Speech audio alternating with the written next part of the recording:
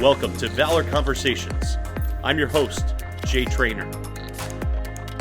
Valor Conversations is powered by CSB Ministries and is the official podcast of Christian Service Brigade. For more information, please visit csbministries.org. And now, on with the show. Hello friends, we continue in our series called Culture Changers. It's been an incredible journey hearing the many perspectives that impact our world and shape the different elements of culture. We do want to make sure that people are proactive in engaging culture, but understand it from a biblical perspective and, of course, responsibility. There's a stewardship factor that is involved. Today we are in for a very special treat here on Valor Conversations. We have had some incredible interviews in the past, but today a good friend joins in on this podcast episode. He is a champion of hope and an advocate for doing what's right. Rick Capozzi and I have run in some of the same circles for over a decade, and he leads CapozziGroup and Survival Mindset. And so, Rick, it's such a treat. It's so cool to finally get you on to Valor Conversations. Why don't you tell a little bit about yourself to our listening audience today? What's your backstory, and what's your involvement in men's ministry, since this podcast is geared towards men's ministry individuals? Gotcha. Thank you. Well, it's an honor, frankly, to get to be on with you. It's great to have an excuse for you and I to catch up a little bit as well. You know, I've always enjoyed when you and I are on the same speaking platform or roommates or however that plays out. So I appreciate that. And the one thing I did want to say is that just coming out of the gate, how much I respect and appreciate your ministry, you know, and the different types of outreaches that you have, and seeing you just continue to rock on. And even in times of some of the challenges and adversity that we've both faced, you know, being an encouragement to one another, and what you've done for me has been huge. So I appreciate that. And that's where I wanted to open. So, but specifically, 1991, I started to get this nudge that there was a little more out there. I was always one who believed that God gives us a lot more talents, abilities, skills, attitudes, even than most people tap into, you know, and I got this penchant for helping people to recognize their human potential, you know, and how to just maximize what the Lord has given us. And it turned into just a little side gig that turned into a full-time business. And then 2007, the year that the Virginia tech attack happened, I started down this path on, you know, what do you need to do to prepare for an armed intruder attack? And unbeknownst to me, that would turn into a complete separate business that basically is a full-time business with a great team of people, you know. So we go in and work with faith-based organizations, schools, businesses, etc., on, you know, how do you not only prepare for that sort of thing and respond to it, how can you maybe get in front of it? Maybe we can circle back to that in a little bit. So, but yeah, that's the Rick Capozzi backstory. That's awesome. I love how you've added some context to the passion and the drive of starting that, as you said in the original script, the little business, as opposed to a step back from a small business, right? Right. That's what it was. And how it's just grown from there, and how specifically the Lord and circumstance, which the Lord's in those situations, how the Lord has kind of filtered that down and dwindled that down in a good way. So when you think of culture, what sort of definition would you give to that term, that word? What are some cultural connections that you would say that you have, both in the past and present day, would you say? Well, the first part on culture that comes to mind is yogurt, but I don't think that's where you're going with it. Yogurt.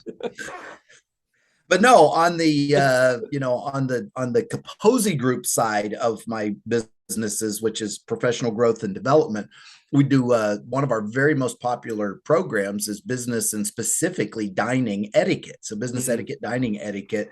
And what's interesting is we talk in that program about the importance of adapting to the local community standards Hmm. or the culture of the environment that you're in. So sometimes we're doing these for university students who are just trying to get through an interview and not using the wrong fork, so to speak. But other times it's prepping business people who are going to be going to another country, sometimes even a third world country Hmm. where the culture is radically different. And what do you need to do to better adapt to that culture? As we use the illustration in the program, is if you're doing fine dining in a restaurant right up the street from the stadium, and you get chicken on the bone, that bone is not a handle, right? We're using a knife and fork and we got a napkin.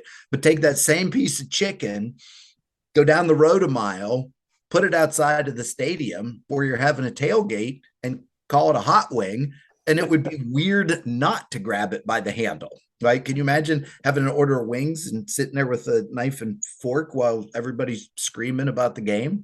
So, Well, I mean, I'm from Buffalo, New York, and that's how we eat our chicken is strictly with our hands, right? yep, yep, I get it. You guys invented it, right?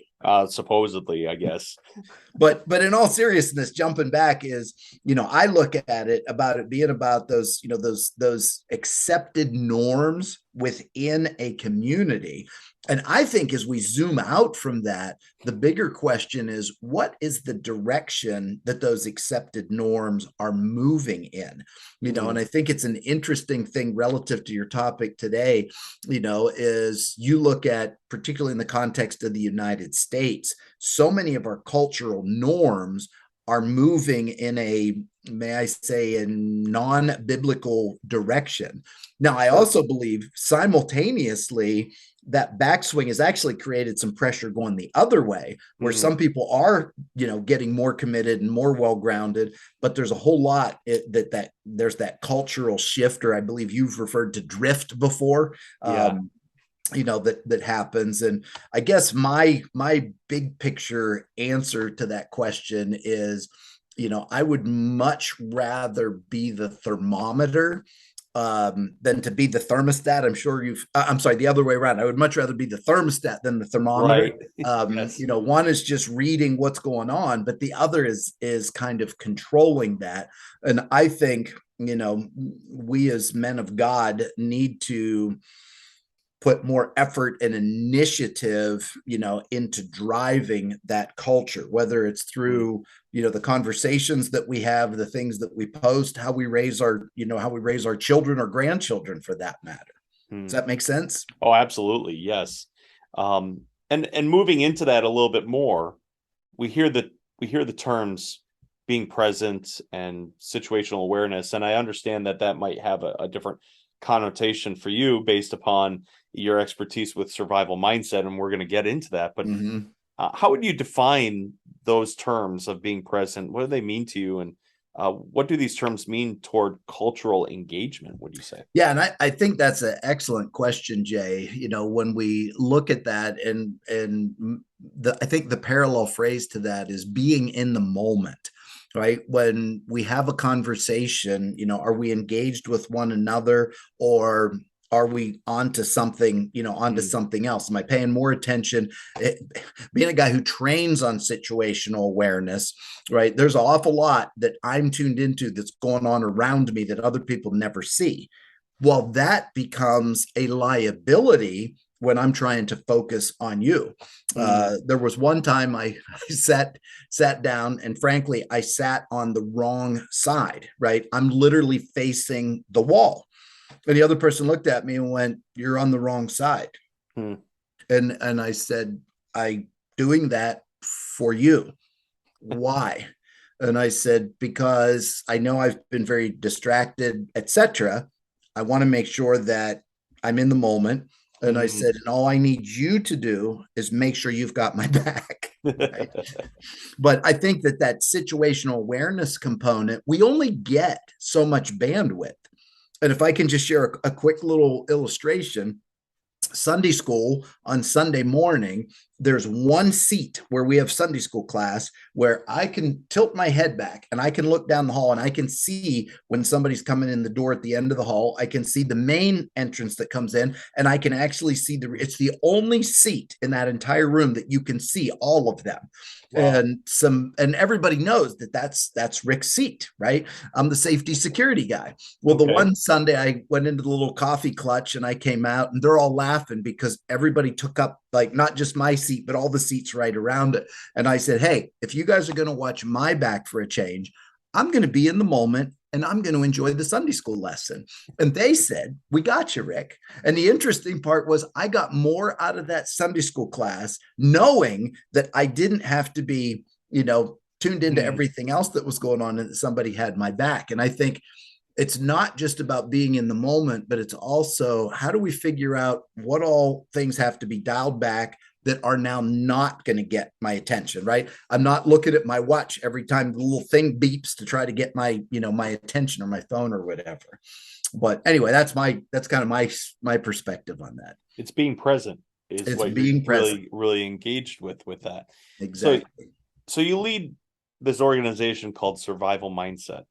I want you in these next few moments, first of all, give a plug for it and share with our listeners and share with me. I know what it's about, but share with our listeners too what the nature of survival mindset is in the first place. Happy to, and I appreciate that opportunity. I mean, frankly, we're saving lives, literally Mm, saving lives. We have 5 documented cases that we know of somebody went through our training, found themselves in a situation. All 5 of them, it was bullets flying. It wasn't stabbing or wow. or bombs going off.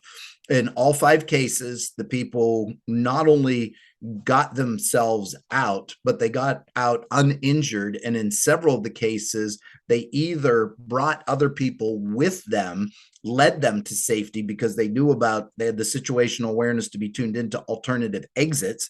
The other thing is one guy actually stayed back. He got his wife to safety, got her behind cover, and she said, I think it's safe for us to run further. And he goes, that's a good idea. You go. I know what to do for anybody who's injured because I've been trained on that. And it may be a while before EMS gets in, Mm, so it's very encouraging to me to see people putting these skills into practice and sharing them with other people. It's a messed up world we're living in. All of our norms have been disrupted. People that normally wouldn't be struggling are struggling, and there's a lot of factors that come into play. So we go in and work with churches, organizations, schools, businesses, etc.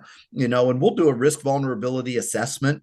mm. We'll talk through different things they're doing right, things that they probably ought to change, big concerns. We'll run drills if they want to do that. We'll do training.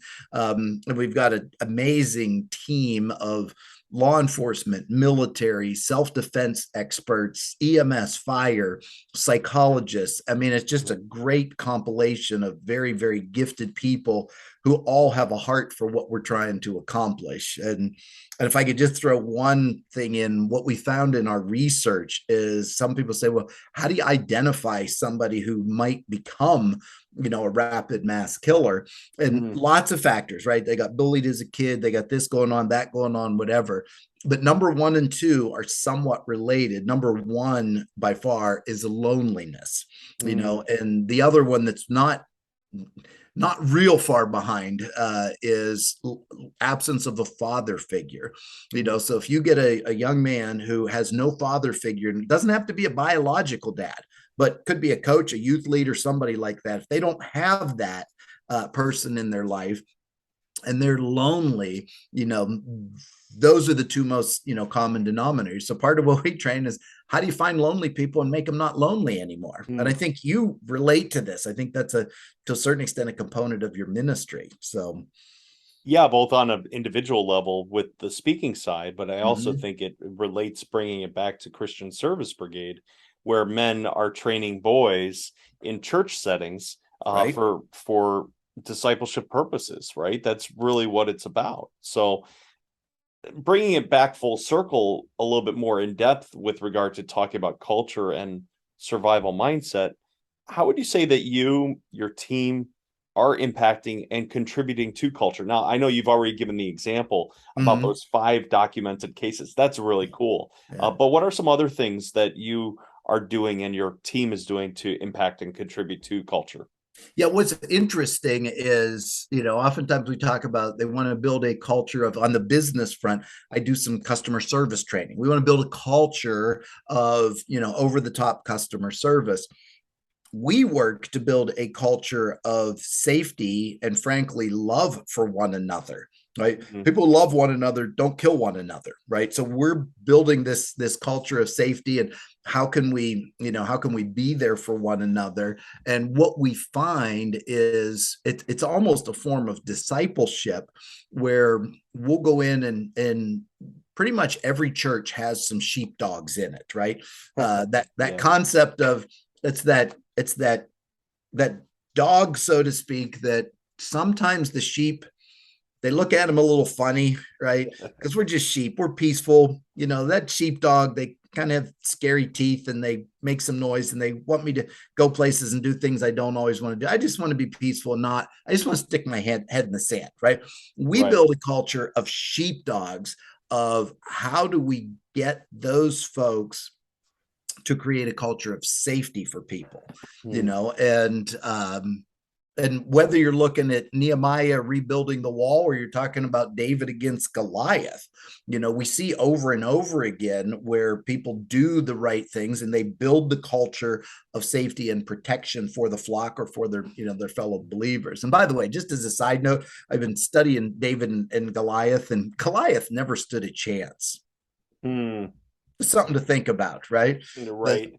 the sling in David's time, that basically they put the camera on it and studied it. That rock coming out of a sling has the same muzzle velocity as a 45 ACP, right? So it's just like a bullet coming out of a gun.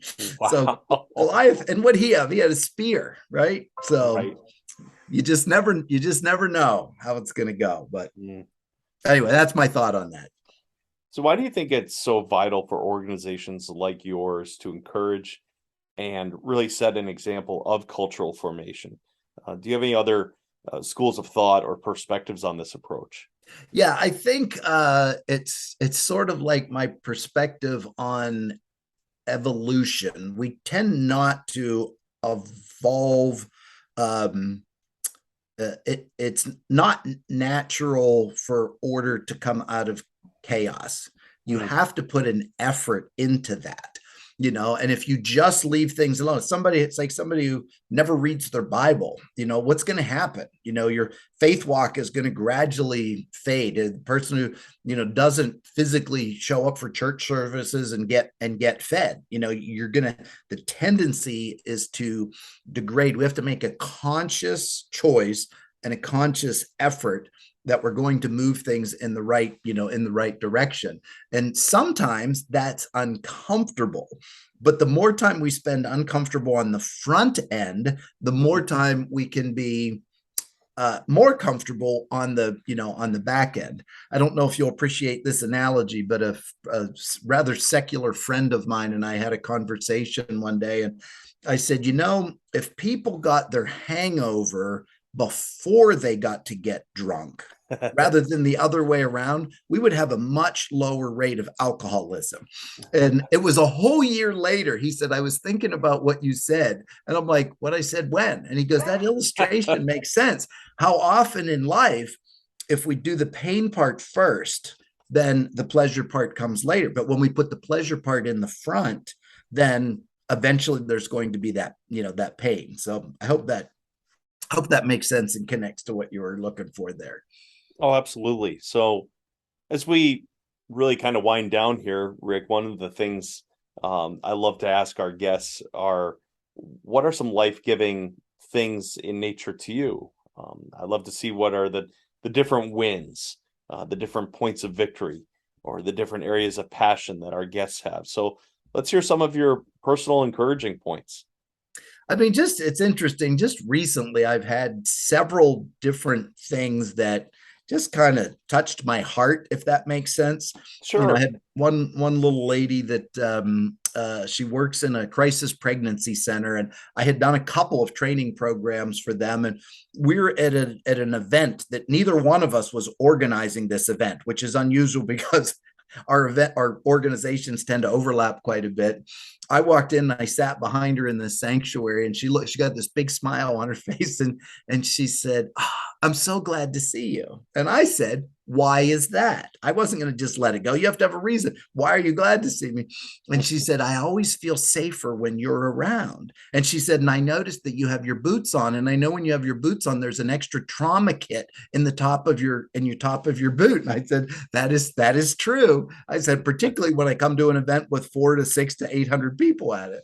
And I said, "Now, have you thought through what's might happen with like bad guy?" She goes, "I already did. My guess is a bad guy would come through that back unlocked door." And I said, "And if that bad guy came through the door, do you think I would engage with him?" She goes, "I'm counting on it." And I said, "And if I engage with the bad guy, you think the bad guy's going to engage with me?" And as I said this, I looked just past me toward to her, and she goes, "I didn't think this through." She goes, "It was nice chatting with you. I'm going to go sit on the other side of the sanctuary."